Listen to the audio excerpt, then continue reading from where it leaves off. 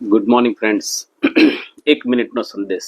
જો તમે ઉત્પત્તિનું પુસ્તક એનો 10મો અધ્યાય ધ્યાનથી તપાસો અને ધ્યાનથી એનો અભ્યાસ કરો તો ઘણી બધી બાબતો આપણને ખબર પડે છે, રાઈટ.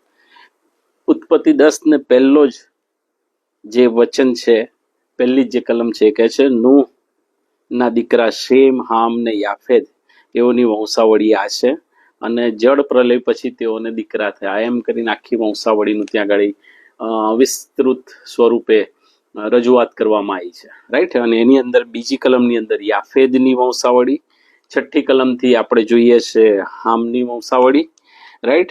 અને પછી 21મી કલમમાં સેમની વંશાવળી, રાઈટ. પણ વચ્ચે તમને જોવા મળે 15મી કલમની અંદર કનાનની વંશાવળી પણ. તો પ્રશ્ન થાય કનાન કોનો દીકરો હતો? તો કનાન તો છઠ્ઠી કલમ પ્રમાણે હામનો દીકરો હતો, રાઈટ.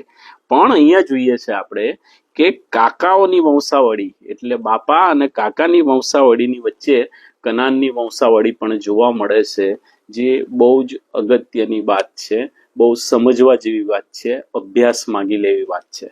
વ્યક્તિગત અભ્યાસ તમે કરજો એના પર, રાઈટ. એટલે ખ્યાલ આવશે. પ્રભુ સમજવાના માટે પુષ્કળ કૃપા આપે તમને આ વચનો. મે God bless you. Bye bye. Take care.